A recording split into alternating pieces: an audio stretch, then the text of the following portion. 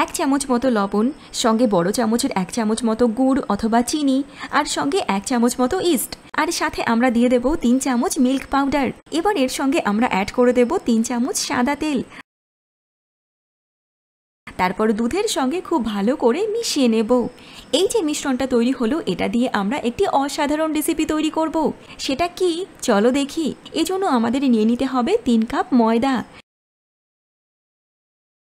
আর এই ময়দার সঙ্গে আমরা মিশিয়ে দেব সেই মিশ্রণটা যেটা আমরা একটু আগে মিশিয়ে রাখলাম। এবার হালকা হাতে ময়দার সঙ্গে সেই মিশ্রণটা আমাদের মিশিয়ে নিতে হবে।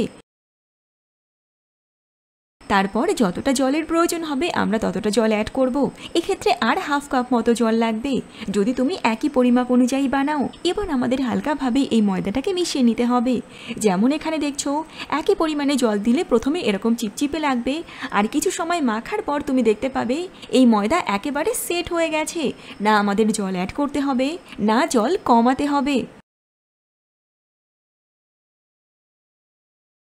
এবার যখন একেবারে সঠিকভাবে মাখা হয়ে যাবে, অর্থাৎ এরকম একটি টেক্সচার চলে আসবে, তখন আমাদের এটাকে একটা রাউন্ড শেপ দিয়ে এর ওপর অয়েল ব্রাশ করে রেখে দিতে হবে কিছুটা সময়।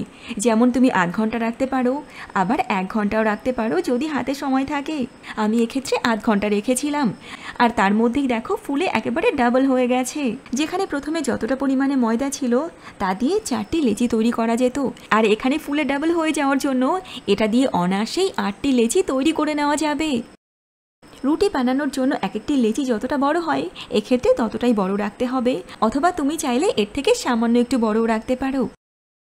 তারপর লম্বা শেপে আমরা এটাকে বেলে নেব, আর ওপর থেকে একটু ধনেপাতা ছড়িয়ে দেব যেন এর লুকটা আরও ভালো আসে। এবার আমরা সেঁকে নেব।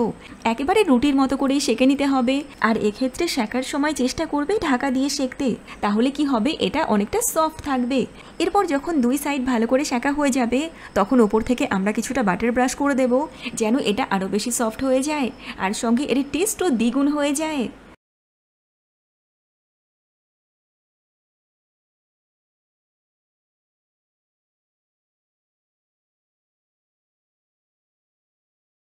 ব্যাস, এটা তৈরি হয়ে গেছে খাবার জন্য। আলুর দম, পনির অথবা চিকেন কষা যে কোনো কিছুর সঙ্গে তুমি এটা পরিবেশন করতে পারো। আর এদিকে দেখো ভেতর থেকেও এটা কতটা স্পঞ্জি হয়েছে।